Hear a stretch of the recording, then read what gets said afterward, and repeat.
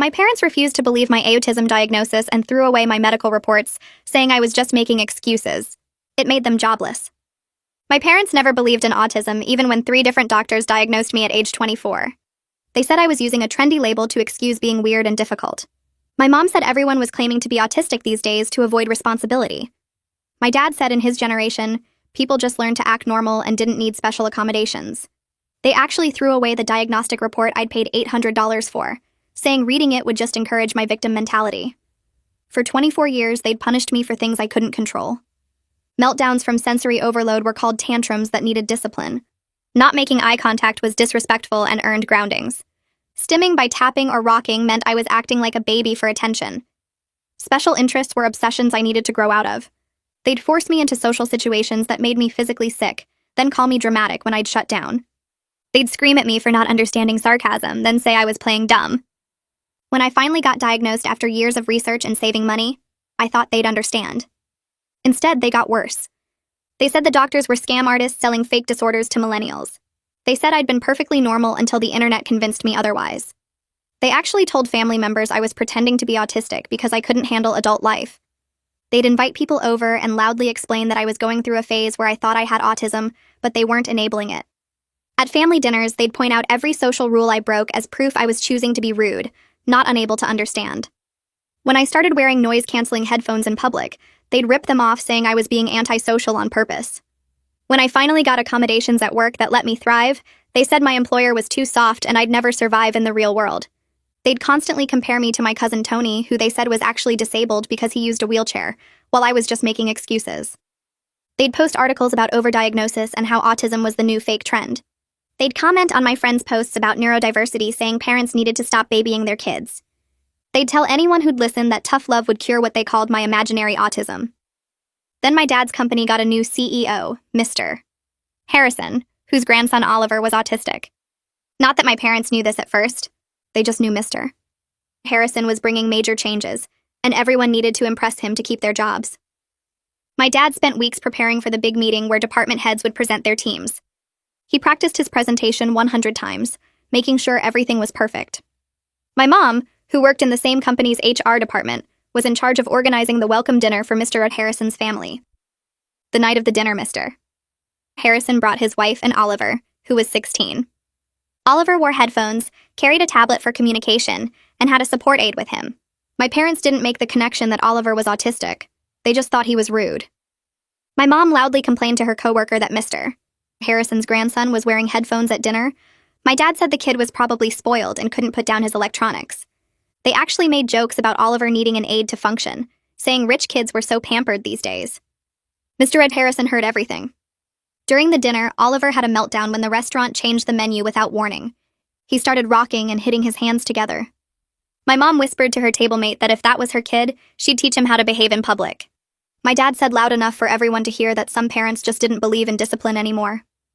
Mr. Harrison's wife was trying to calm Oliver while my parents continued their commentary about proper parenting and not indulging bad behavior. Mr. Harrison stood up and announced that his grandson was autistic and was having a sensory overload, not a tantrum.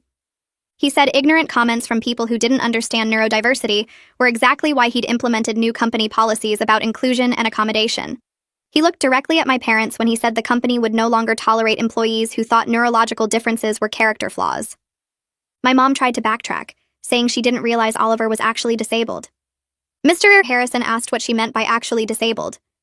My dad jumped in, saying they understood real disabilities, but so many people faked things these days. Mr. Harrison asked for examples of fake disabilities. My parents, not knowing when to stop, started talking about me. They told Mr. Harrison about their daughter, who claimed to be autistic, but was just looking for attention. They said I'd been normal until I read about autism online. They actually laughed about throwing away my diagnosis because enabling my delusions wouldn't help anyone. They said they knew better than doctors who just wanted money. They told the CEO of their company that they'd refuse to acknowledge my autism because tough love was better than coddling. Mr. Harrison asked if I'd been professionally diagnosed, and they said yes, multiple times, but doctors would diagnose anyone these days. The room was silent. Requested Reds is on Spotify now. Check out link in the description or comments. Mr. Harrison's face changed in a way that made everyone at the table freeze. His jaw tightened and his eyes went from confused to angry in about 2 seconds. He stared at my parents like he couldn't believe what he'd just heard. The other dinner guests shifted in their seats and suddenly found their phones very interesting. A woman near the end of the table pretended to check a text message. A man across from my dad studied his napkin like it had instructions on it. But everyone was listening. You could tell by how still the room got and how nobody was eating anymore even though the food was right there. My parents didn't seem to notice they'd just confessed to throwing away medical documents and calling autism fake to the CEO whose autistic grandson was sitting right there. Mr. Harrison stood up slowly, and the chair legs scraped against the floor. He looked directly at my dad and asked if he was really saying that 3 different professional doctors who diagnosed his daughter were all wrong. My dad laughed, but it sounded nervous and wrong. He said doctors would diagnose anything these days if you paid them enough. He actually said that doctors just wanted money and would tell people whatever they wanted to hear. My mom nodded along and added that young people just wanted labels to excuse bad behavior. She said everyone claimed to have something these days to avoid taking responsibility. Mr. Harrison's voice went cold in a way that made the temperature in the room feel like it dropped 10 degrees. He said his grandson Oliver had those same doctors and went through those same tests. He said dismissing autism as fake was exactly the kind of ignorance his new company policies were designed to get rid of. He told my parents that insulting his grandson's diagnosis while mocking their own daughter showed they had no character. The words hit the table like rocks dropping. My mom's face went pale and she tried to backtrack. She said she didn't mean Oliver wasn't really autistic. She said she just meant that so many people fake it these days, and it's hard to know who's real. Mr. Harrison cut her off mid-sentence. He said there was no difference between calling his grandson's autism real and calling their employee's daughter's autism fake when they both had professional medical diagnoses from actual doctors. He said either autism was real or it wasn't, and they couldn't pick and choose based on who was convenient to believe. My dad opened his mouth, but nothing came out. Mr. Harrison told the entire table that the company's new inclusion policies had 0 tolerance for employees who mocked or dismissed brain differences. He said anyone who thought conditions like autism were character flaws instead of real diagnoses would not be working there much longer. My dad's face went completely white. You could actually watch the color drain out of it as he realized he'd just spent 10 minutes violating his new CEO's core values in front of a room full of witnesses. He'd practiced his presentation for weeks trying to impress this man, and instead he'd told him that autism was fake and doctors were scammers. Mr. Harrison gathered his wife and Oliver and their support aide. He said the dinner was over for his family and they were leaving. Oliver still had his headphones on and was focused on his tablet while his grandmother helped him stand up. They walked out without saying goodbye to anyone. My parents sat frozen in their chairs. The other employees at the table suddenly got very busy with their phones or their food or looking anywhere except at my mom and dad. The woman sitting next to my mom scooted her chair slightly away, like ignorance might be catching. A man who worked in my dad's department stared at his plate. Kira Larson, who worked with my mom in HR, looked absolutely sick. Her face was pale and she kept glancing at my parents, then away, then back again like she couldn't believe what she'd witnessed. The dinner ended fast after that with people making excuses about getting home or having early meetings tomorrow. My phone rang at 11 that night. I was already in bed trying to read but not really focusing on the words. I saw it was my mom calling and almost didn't answer. But I picked up on the 4th ring. She was crying so hard I could barely understand her at first. She said I needed to call Mr. Harrison and explain that they weren't bad people. She said they'd just made a mistake and didn't understand the situation. She kept saying over and over that I needed to fix this. I told her I wasn't calling anyone. I said maybe they should have thought about what could happen before they publicly mocked disabled people at a company dinner with their CEO. My mom started yelling through her tears that I was being selfish and that they could lose their jobs.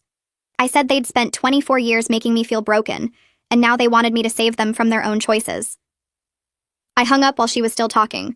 She called back twice, but I didn't answer. The next morning, my dad called at 7. I was making coffee and jumped when my phone rang because I wasn't expecting it that early. He didn't even say hello. He demanded to know if I'd put Mr. Harrison up to this somehow. He asked if I'd planned the whole thing and contacted the CEO ahead of time. He actually asked if I'd told Mr. Harrison to bring his autistic grandson to the dinner so my parents would say something wrong. I was so tired of their theories that everything was my fault that I just hung up. He called back immediately. I let it go to voicemail. He called 3 more times and I ignored all of them. 2 days later, I got a text from my mom at 6 in the morning. It said HR wanted to meet with both of them about what happened at the dinner. She sent 5 more texts in a row without waiting for me to respond. She was panicking and asking me to write a letter saying they were supportive parents who'd just had a misunderstanding. She said if I wrote a letter explaining that they loved me and just didn't understand autism yet, then maybe HR would go easier on them. She said I could save their careers if I just helped them out this one time. I read all the texts and didn't reply. She texted again an hour later asking if I got her messages, then again at lunch asking why I wasn't answering. I finally texted back that I wasn't writing any letter. I said they made their choices and now they had to deal with what happened next. She called me cruel and said I was punishing them. I turned off my phone. That afternoon, I got an email that made me cry, but in a completely different way. It was from someone named Chloe Wilkinson who said she worked in my dad's department. She said she'd heard what happened at the dinner and wanted me to know she had an autistic nephew. She said if I ever needed someone to talk to who actually understood what it was like, then she was available anytime. She included her personal phone number and email. She said she knew what it felt like when family didn't understand, and that I deserved support. I sat at my kitchen table reading her email over and over. A complete stranger was offering me more understanding than my own parents ever had. I cried because someone I'd never met believed me without question, while the people who raised me thought I was lying. Her kindness felt huge and overwhelming in the best possible way. I saved her contact information and sent back a short email thanking her. My hands shook while I typed it because I wasn't used to people just believing me about being autistic without needing proof or explanations. I replied to Chloe's email the next day, saying I'd appreciate having someone to talk to who understood. We set up a coffee meeting for that weekend at a place near my apartment. When I got there, she was already sitting at a corner table with 2 cups in front of her. She waved me over and smiled in a way that felt genuine, not pitying. We talked for almost 2 hours. She told me about her nephew Christopher, who got diagnosed at 7 after his teachers kept saying he was disruptive.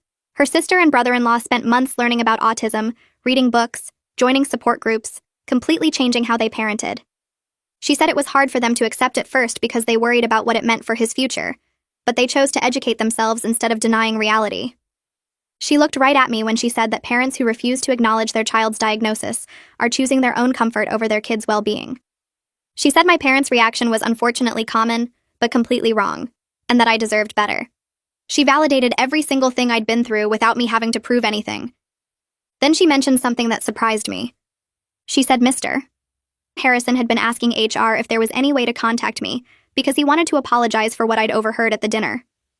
I must have looked confused because she explained that he felt terrible about the whole situation and wanted to offer support. I couldn't believe the CEO of a major company even knew I existed, let alone wanted to reach out to me. Chloe said, Mr. Harrison took neurodiversity personally because of Oliver, and that he'd been pushing for inclusion policies long before he became CEO. She asked if I'd be comfortable with her giving him my email address. I agreed, figuring I had nothing to lose. Within 3 hours of leaving the coffee shop, I had an email from Mr. Ed Harrison in my inbox. He apologized for my parents' behavior and said no one should have their diagnosis dismissed the way they'd dismissed mine. He wrote that he understood how painful family rejection could be, because he'd watched Oliver struggle with relatives who didn't believe autism was real. He offered to connect me with resources if I needed them, and said his door was always open. At the end of the email, he mentioned that the company had an employee resource group for neurodivergent workers and their families. He said I'd be welcome to join, even though I didn't work there, and he included contact information for the group leader, along with the meeting schedule. They met once a month at the company's community center. I read the email 3 times, trying to process that this level of support was coming from a stranger, while my own parents still refused to acknowledge my diagnosis. My mom called 2 days later from a number I didn't recognize. She was crying before I even said hello. She said the other HR employees were treating her differently now, giving her weird looks in the hallway and leaving rooms when she entered. She thought she was going to lose her job. She wanted me to feel sorry for her, to tell her it would be okay. Instead, I said, that's what happens when you publicly mock disabled people. She stopped crying immediately and her voice went sharp. She called me cruel and unsupportive, said I was punishing her for one mistake. I told her it wasn't one mistake. It was 24 years of refusing to see me clearly. She hung up on me. The following Tuesday, I drove to the company's community center for the resource group meeting. 8 people sat in a circle of chairs in a quiet room with soft lighting and noise-dampening panels on the walls. The group leader introduced herself and asked everyone to share their names and connection to neurodivergence. 5 people were autistic adults who worked at the company. 3 were parents or siblings of autistic family members. For the first time in my life, I sat in a room where people just understood without me having to explain or justify everything. Nobody questioned whether autism was real. Nobody suggested I was exaggerating my struggles. Nobody compared me to other disabled people to determine if I was disabled enough. One woman named Millicent talked about her daughter who was 8 and had just been diagnosed. She said her sister Kira worked in HR and had told her about what my parents said at the dinner. Millicent looked directly at me and said she couldn't imagine treating her daughter that way, and several people around the circle nodded in agreement. Another person shared about getting diagnosed at 35 and how their spouse had to completely relearn how to communicate with them. Someone else talked about workplace accommodations that changed their life. The conversation flowed naturally, everyone speaking when they had something to add, nobody forcing eye contact or small talk. I felt something relax in my chest that had been tight for years. 2 weeks after the dinner incident, my parents both received formal write-ups. The investigation had concluded they violated company policy on disability discrimination. My dad called me that evening and he was screaming before I finished saying hello. He said I'd destroyed their lives, that everything was my fault, that I'd always been difficult, and now I'd ruined their careers. I let him yell for maybe 30 seconds before I interrupted him. I told him they destroyed their own lives by being cruel and ignorant. I said they made choices and now they were dealing with what happened next. He started to argue, but I kept talking. I told him I spent 24 years being punished for having a disability I didn't know I had, and they spent those years making me feel broken instead of getting me help. I said if they lost their jobs over refusing to show basic human decency, that was on them, not me.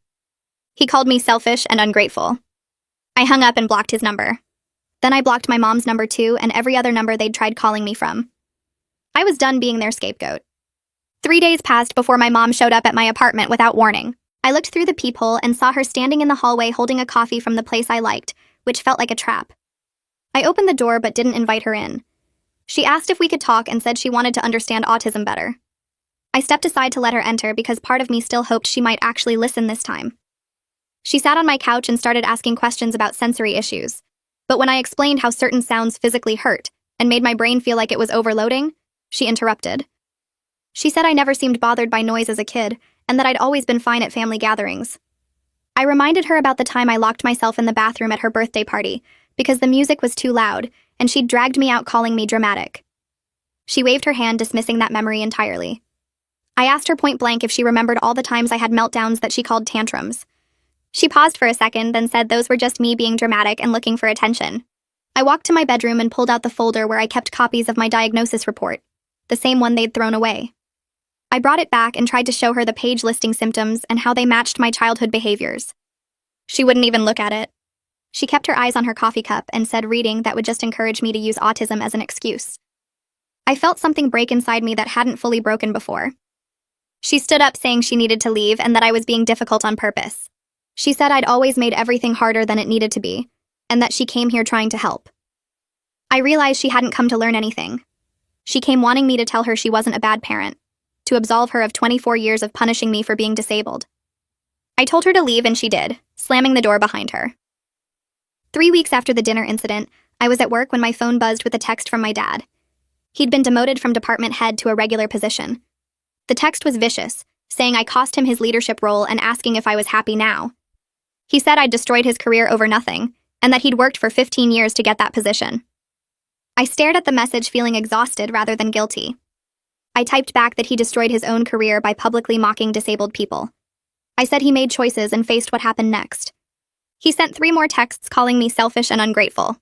I blocked his number. Then I went through my contacts and blocked every number my parents had tried calling me from, including my mom's work phone and the landline at their house. I was done being their scapegoat. I was done carrying the weight of their consequences like they were somehow my responsibility. Chloe sent me an email that afternoon checking in on me. She said she heard about my dad's demotion, and that the whole department knew it was because of his comments at the dinner. She said people were talking about how he'd been complaining during diversity training instead of actually learning anything. She asked if I wanted to grab coffee after work, and I said yes because I needed to talk to someone who understood. We met at the place near her office, and she told me the company was taking the situation seriously. She said Mr. Harrison had made it clear that disability discrimination wouldn't be tolerated at any level. I thanked her for being supportive when she didn't have to be. She said her nephew deserved people who understood him, and so did I. 2 days later, I got an email from someone named Christopher Chen, who ran the employee resource group. He said they were hosting a weekend workshop about autism and family dynamics led by a psychologist who was autistic herself. He said I'd be welcome to attend even though I didn't work at the company, and that several people had suggested inviting me. I registered immediately. The workshop was held at a community center on Saturday morning. I walked in nervous and found about 15 people sitting in a circle. The psychologist introduced herself as Dr. Sarah Kim and said she'd been diagnosed at 32. She asked everyone to share their connection to autism. 5 people were autistic adults who worked at the company. 3 were parents or siblings of autistic family members. 2 others like me had parents who rejected their diagnoses. One woman said her dad still refused to believe she was autistic, even though she'd been diagnosed 5 years ago. Another person talked about how their mom said they were too smart to be autistic. I felt something loosen in my chest hearing other people describe the exact same experiences. Nobody in that room questioned whether autism was real. Nobody suggested anyone was exaggerating or looking for attention. Nobody compared us to other disabled people to decide if we were disabled enough. Dr.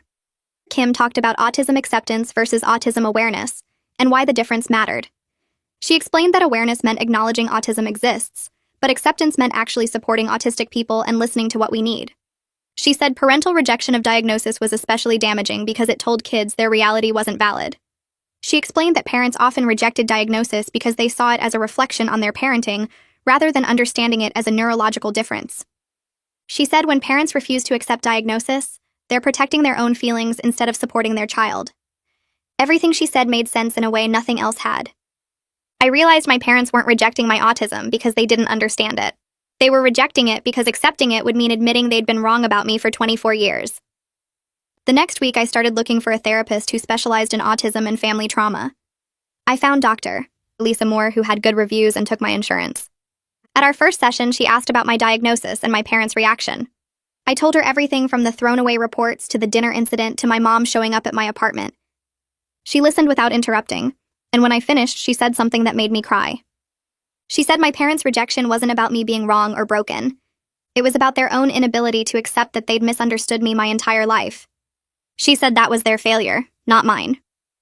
I went to therapy every week after that, and slowly started understanding that I'd spent 24 years trying to be someone I wasn't, because my parents needed me to be normal. I'd twisted myself into shapes that hurt, trying to earn acceptance I was never going to get from them. Dr. Moore suggested I write a letter to my parents that I might never send, just to process my feelings. I spent 2 weeks working on it. I wrote about being 5 years old and having a meltdown at the grocery store because the fluorescent lights hurt my eyes and the noise was too much. I wrote about them dragging me to the car and spanking me for embarrassing them. I wrote about being 12 and getting in trouble for not understanding when my teacher was being sarcastic. I wrote about high school when they forced me to join clubs to be more social, even though being around that many people made me physically sick.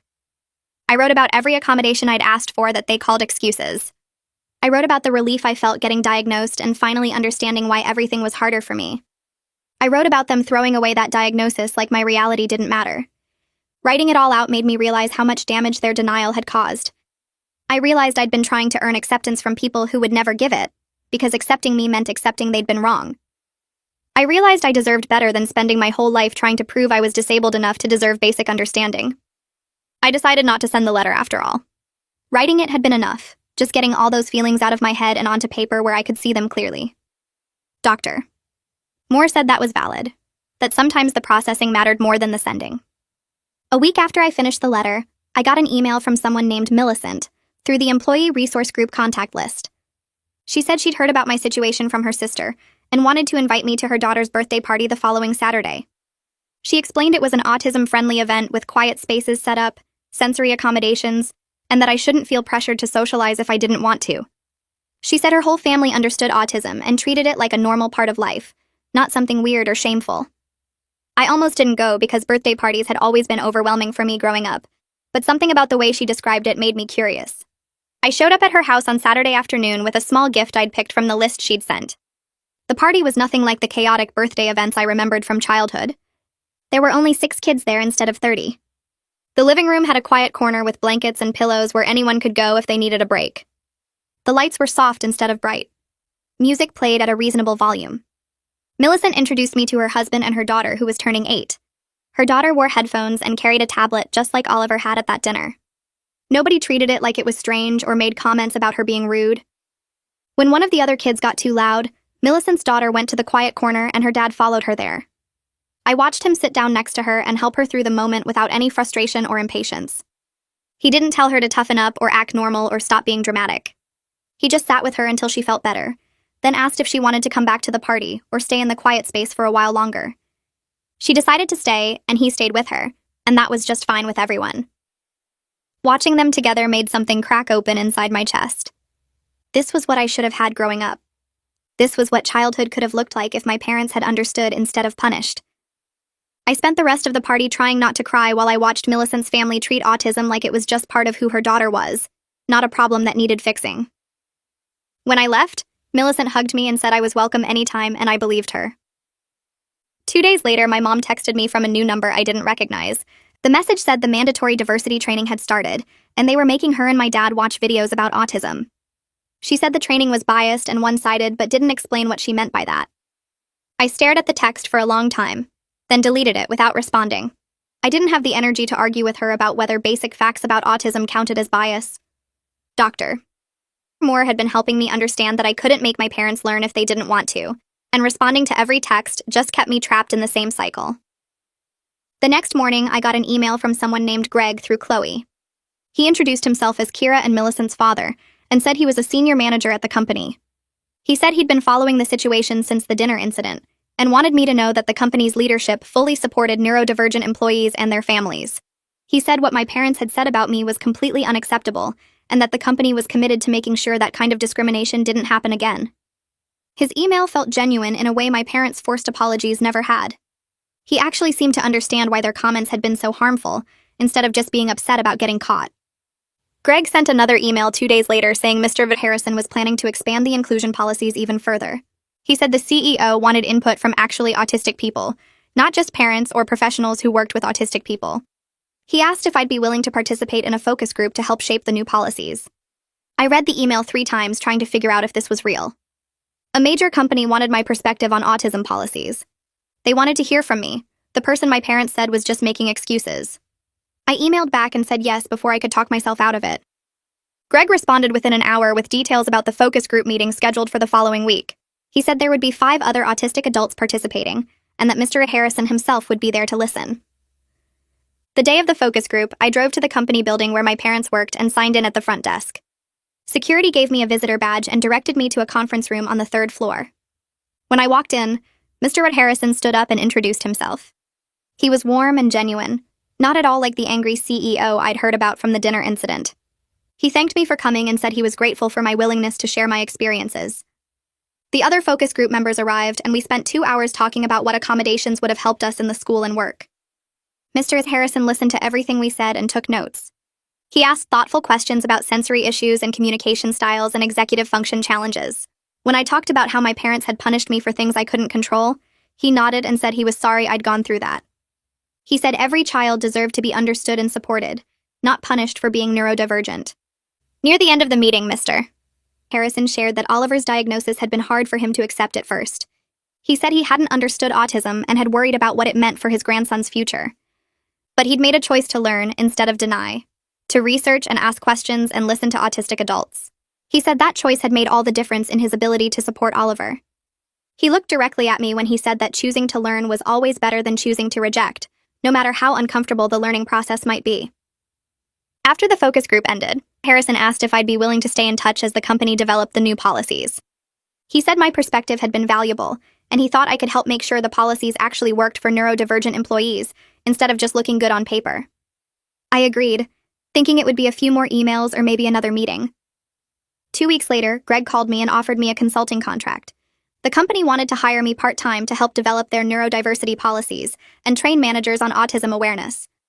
The pay was more than I made at my current job, and the work would be remote so I could do it on my own schedule in my own space. I accepted immediately. For the first time in my life, someone was paying me to talk about autism and use my experiences to actually help people. It felt meaningful in a way my regular job never had. I started the consulting work the following Monday and didn't tell my parents about it. I figured they didn't need to know what I was doing with my life since they'd made it clear they didn't respect my choices anyway. But somehow my mom found out 3 weeks into the contract. She called from yet another new number, and I made the mistake of answering because I didn't recognize it. She was absolutely furious. She said she'd heard through company gossip that I was working as an autism consultant and getting paid to talk about my diagnosis.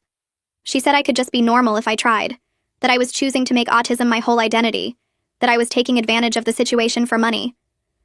I listened to her rant for about 30 seconds before I interrupted her. I told her I was done trying to convince her I was autistic. I said she could either accept me as I was or not be part of my life, but I wasn't going to keep defending my existence to her. She said I was choosing autism over my family. I said no. I was choosing people who respected me over people who didn't. and there was a big difference between those two things. She started crying and saying I was breaking her heart, and that she'd given me everything, and this was how I repaid her. I told her she'd given me 24 years of punishment for being disabled, and that wasn't something I owed her gratitude for.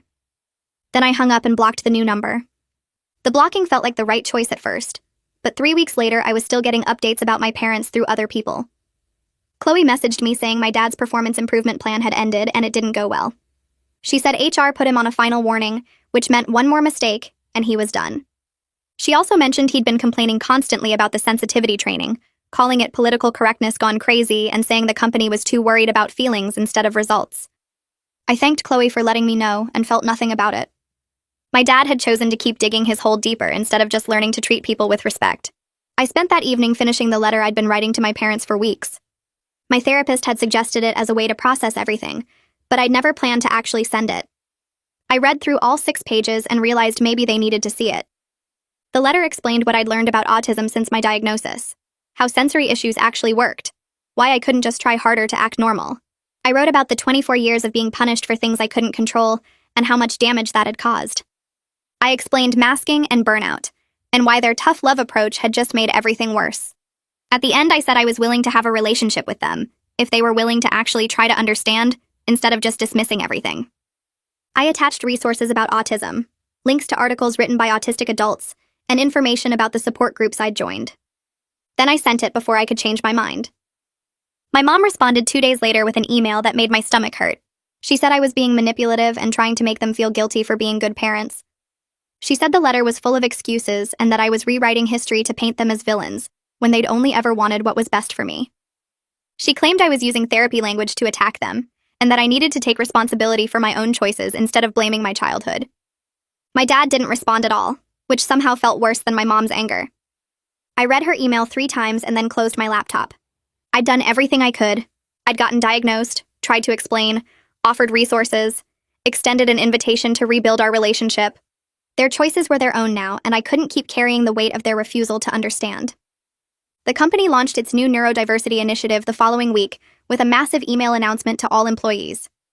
The message outlined new accommodation policies, resources for neurodivergent workers, and mandatory training for all managers on disability inclusion.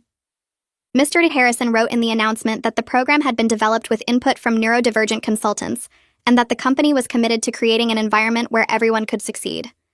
I read the email sitting at my desk and felt proud of the work I'd contributed. My name wasn't mentioned anywhere, but I knew which policies I'd helped design, which resources I'd recommended, which training materials I'd reviewed. Something I'd built was going to help real people. The messages started coming in that afternoon. 3 different employees from the company reached out to thank me for the new policies. One woman said her teenage son was autistic, and the resources in the announcement were exactly what she'd been looking for. Another person said they'd been quietly struggling with sensory issues at work for years, but never knew they could ask for help. The third message came from a woman who said she'd been masking her autism at work since she was hired 5 years ago, because she was scared of being seen as difficult or incompetent. She said the new policies made her feel safe enough to finally request the accommodations she needed. I responded to each message and felt something shift inside me. This was real impact, not just words on paper. My consulting work started expanding beyond just that one company. Word spread through professional networks, and I got contacted by 2 other businesses asking if I could help them develop autism-friendly policies. One was a tech company trying to recruit neurodivergent employees, but not knowing how to support them. The other was a retail chain that wanted to train managers on working with autistic staff members.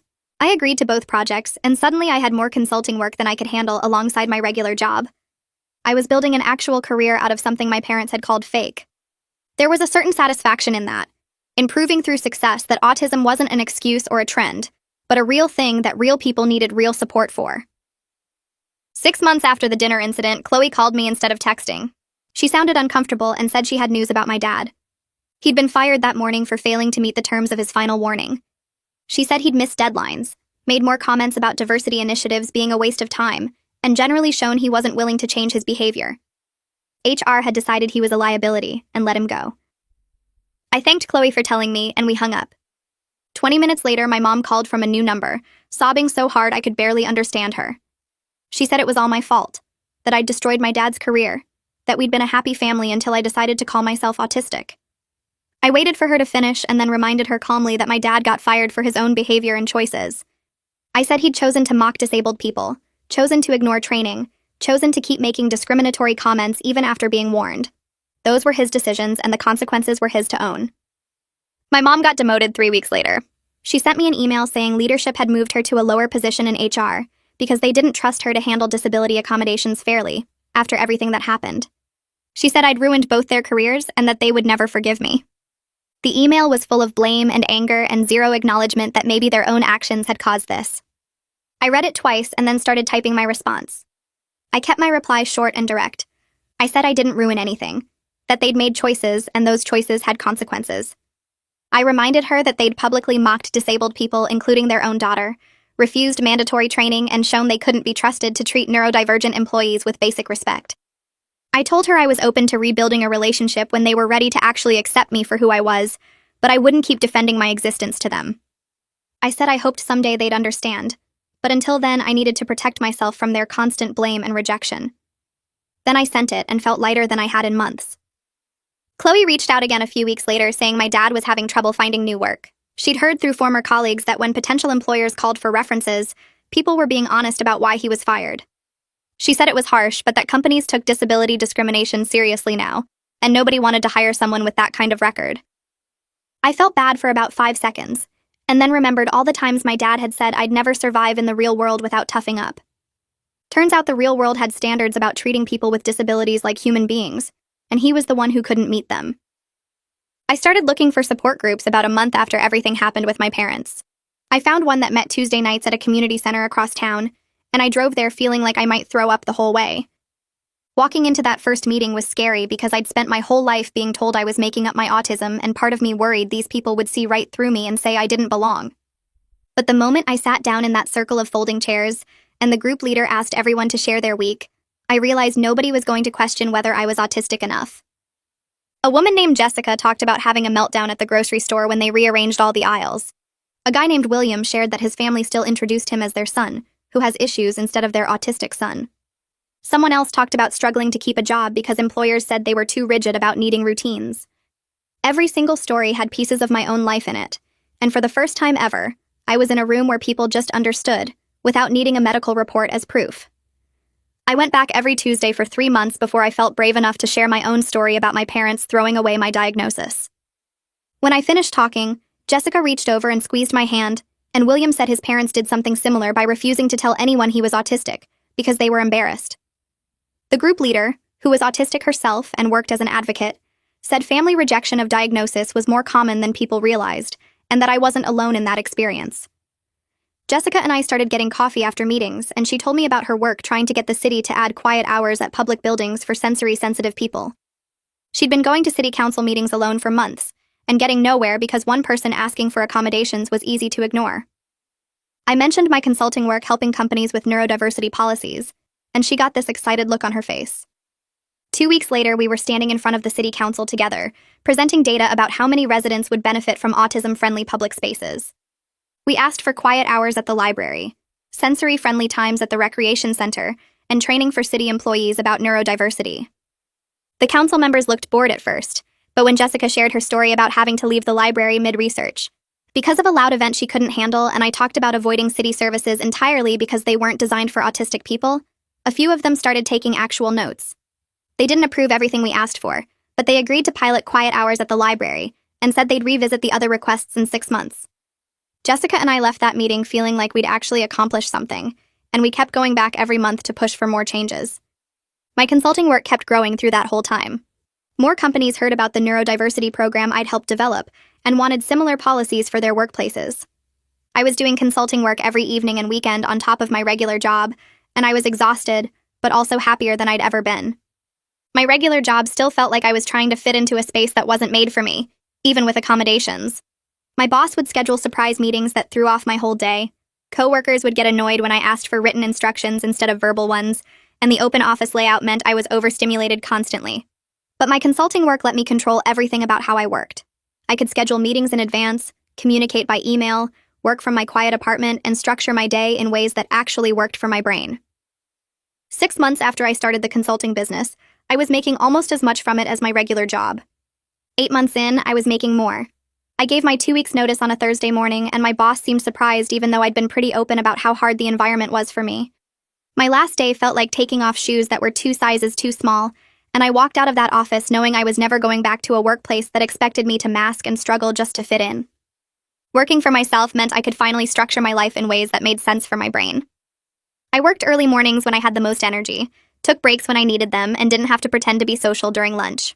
My business kept growing because companies were starting to realize that neurodiversity wasn't just a nice idea, but actually made their workplaces better for everyone.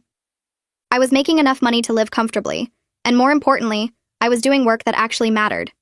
Every time I helped a company create better policies, I thought about other autistic people who might have easier lives because of it. I thought about kids who wouldn't grow up being punished for things they couldn't control the way I had been. Then almost exactly a year after the dinner incident, I got an email from Mr. Harrison's assistant asking if I'd be willing to speak at the company's annual diversity event. The email said, Mr. Harrison thought my story about being diagnosed as an adult and facing family rejection would help other employees who might be struggling with similar experiences. My first reaction was absolute terror because public speaking had always been hard for me, and talking about my parents in front of hundreds of people sounded impossible. But I kept thinking about that woman at my first support group meeting who'd said hearing other people's stories made her feel less alone, and I thought maybe my story could do that for someone else. I emailed back saying yes before I could change my mind, and then I spent the next month writing and rewriting my speech about 50 times. The day of the diversity event, I showed up 2 hours early because being late would have made my anxiety worse. The event was in a hotel conference room with probably 300 people, and I sat backstage feeling like I might pass out while other speakers went before me. When they called my name, I walked out to the podium with my notes shaking in my hands. I'd memorized most of the speech because reading the whole thing would have been too hard, but having the notes there felt safer. I started by talking about what it was like to spend 24 years not understanding why everything felt harder for me than it seemed for other people. I talked about being punished for meltdowns I couldn't control, being called rude for not making eye contact, being told I was acting like a baby when I stimmed. I explained what it felt like to finally get diagnosed and have a name for everything I'd been experiencing, and then I talked about my parents' reaction.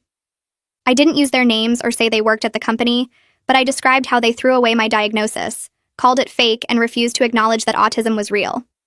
I talked about the relief of diagnosis being followed immediately by the pain of family rejection, and how that rejection made me question whether I really was autistic, or just broken the way my parents said. My voice cracked a little when I talked about that part, but I kept going. I explained how I'd found support from people who actually understood, how I'd built a life that worked for my brain, and how I'd learned that my parents' rejection said more about them than it did about me. When I finished, the room was completely quiet for a second, and then people started clapping. Several people were crying, and a woman in the front row was nodding like she understood exactly what I meant. After my speech, at least 20 people came up to talk to me. Some thanked me for sharing my story, some told me about their own experiences with autism or other disabilities, and several people said they'd never really understood what neurodiversity meant until hearing me explain it. One woman waited until everyone else had left, and then told me she'd been wondering if she might be autistic for years, but was too scared to pursue a diagnosis because she didn't know how her family would react. She said hearing my story made her realize she needed to get evaluated regardless of how her family responded, because knowing the truth was more important than keeping everyone comfortable. I gave her the names of the doctors who'd diagnosed me, and some information about the support group, and she thanked me about 5 times before leaving. 3 months later, she emailed me saying she'd gotten diagnosed and it had changed her entire life. She said she finally understood herself and was learning to work with her brain instead of against it, and she thanked me again for giving her the courage to pursue the evaluation. My parents heard about my speaking engagement within days, because apparently everyone at the company was talking about it. Someone had recorded the speech and posted it on the company's internal website, and word got around fast. My mom sent me a text from yet another new number saying she'd watched the video. That was all the text said, just that she'd watched it. No apology, no acknowledgement of what I'd said, no comment about whether she thought I was right or wrong. Just 5 words confirming she'd seen me talk about how much their rejection had hurt me. It was the first time she'd acknowledged my autism without arguing that it was fake, or that I was making excuses, and I didn't know what to do with that. Part of me wanted to respond and ask what she thought, but a bigger part of me knew I needed to protect myself from more disappointment. I didn't answer my mom's text right away because I wasn't sure what I wanted to say, or if I wanted to say anything at all. My therapist and I spent 2 sessions talking about it, and she helped me understand that leaving the door open for possible reconciliation didn't mean I had to actively chase people who'd hurt me. She said I could be open to my parents changing without putting energy into making that change happen, and that protecting my peace was more important than fixing a relationship they'd broken. I decided not to respond to the text, but also not to block the number, which felt like the right middle ground. If my mom wanted to actually talk about what I'd said in my speech, she could reach out with more than 5 words. And if she didn't, then I'd know where things stood. 2 months went by with nothing, and then my mom texted asking if we could meet for coffee and actually talk. The message was longer this time, saying she understood if I didn't want to, but that she'd been doing a lot of thinking and wanted to have a real conversation. I stared at that text for probably an hour trying to decide what to do. Part of me wanted to say no because I'd been hurt too many times already, but another part remembered how my mom's first text had acknowledged my speech without arguing, and I wondered if maybe something had actually changed. I talked to my therapist about it, talked to Jessica about it, and finally decided I'd meet my mom in a public coffee shop where I could leave if things went badly. I texted back saying I'd meet her but only in a public place, and she agreed immediately. The day we met, I got to the coffee shop 15 minutes early because I needed time to prepare myself. My mom showed up exactly on time carrying a book, and when she sat down I saw it was a book about autism, written by an autistic author. She put the book on the table between us and said she'd been reading it along with some other resources, and that she wanted me to know she was trying to learn. Then she did something I'd never heard her do in my entire life. She apologized. She said she was sorry for not believing my diagnosis, sorry for throwing away my medical reports, sorry for making my childhood harder than it needed to be, and sorry for refusing to understand what I was going through. She said watching my speech and seeing how successful I'd become made her realize she'd been completely wrong about autism being fake or being an excuse. She admitted that the diversity training at work had started changing her perspective, but seeing me speak about my experience was what really made everything click. Then she said something that surprised me even more. She said she'd been scared of my diagnosis because accepting it meant accepting that she'd misunderstood me for my entire childhood, and that fear made her cruel.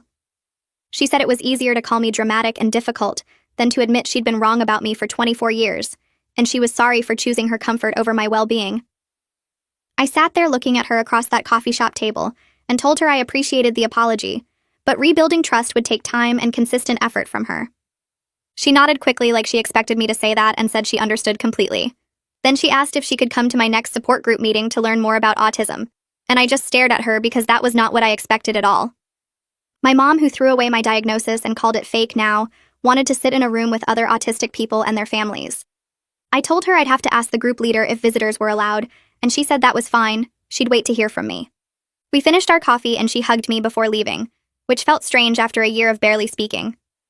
When I got home, I emailed the support group leader about my mom potentially attending, and got a response the same day saying family members were welcome.